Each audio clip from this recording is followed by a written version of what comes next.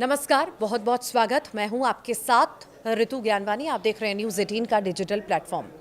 Ethiopia के Hayli Gubbi ज्वालामुखी विस्फोट की राख गुजरात और राजस्थान होते हुए दिल्ली तक पहुंच गई है। इस घटना ने माउंट वेसुवियस की त्रासदी की यादें ताज़ा कर दी हैं। चलिए जानते हैं वो घटना जब पूरा शहर ही मौत की आगोश में सो गया। प्रकृति के क्रोध की धमक आज भी इंसान को कांपने पर मजबूर कर देती है। अफ्रीका के इथियोपिया में हेली गुब्बी ज्वालामुखी 12,000 साल बाद अचानक से फट पड़ा और इस ज्वालामुखी से निकला गर्म राख का गुबार गुजरात राजस्थान होते हुए दिल्ली के आसमान तक पहुंच चुका है। इस कारण देश भर में कई उड़ानें रद्द या डाइवर्ट करनी पड़ी हैं। इथियोपिया में फटे इस ज्वालामुखी ने 1946 साल पहले इटली के माउंट वेसुवियस में हुए भयानक विस्फोट की यादें दिला दी है। नवासी ई में दो जोरदार भूकंप के झटकों ने वेसुवियस पहाड़ पर ऐसी दरार डाली थी कि हजारों साल से सोया ज्वालामुखी अचानक से एक दिन फट पड़ा और इस ज्वालामुखी से निकले लावे और जहरीले गैस की गुबार ने रोमन शहर पोम्पेई एक ही रात में राख में तब्दील कर दी है और हजारों लोगों को सोते सोते ही कंकाल बना दिया।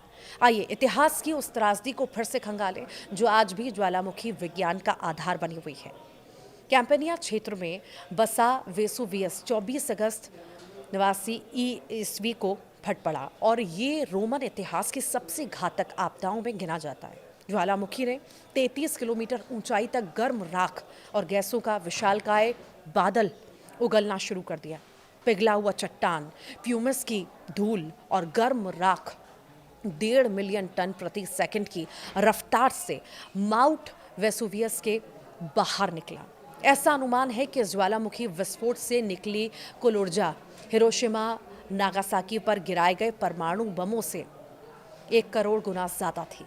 माउंट वेसुवियस से 700 डिग्री सेल्सियस गर्म राख की लहरें 100 किलोमीटर प्रति घंटे की स्पीड से बहती रही। राख और प्यूमिस की बारिश घंटों चलती रही। हालांकि इस पहाड़ के करीब ही बसे पोम्पेई शहर के लोग इस खतरे को पूरी तरह भांप नहीं पाए। कुछ ही मिनटों में ये लहरें नेपल्स की खाड़ी के किनारे बसे शहरों को निकल गईं और लोग गहरी नींद में सोते हुए कंकाल बन गए। हालांकि ये तबाही रातों रात नहीं उतरी थी।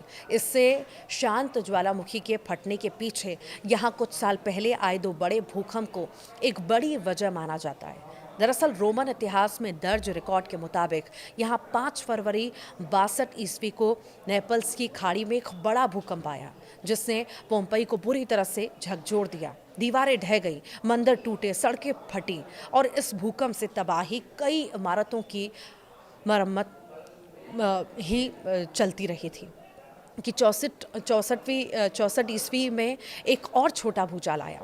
वहीं वेसुवियस के विस्फोट से ठीक 4 दिन पहले भी कुछ छोटे भूकंप आए, लेकिन उन्हें खतरे की घंटी नहीं माना गया। हालांकि इस भूकंप ने चट्टानों में दरारें डाली और उबलता लाल लावा ऊपर फट पड़ा। फिर आया वो काला दिन। मिसनम शहर से प्लिनी द यंगर ने इस घटना का जीवंत वर्णन किया।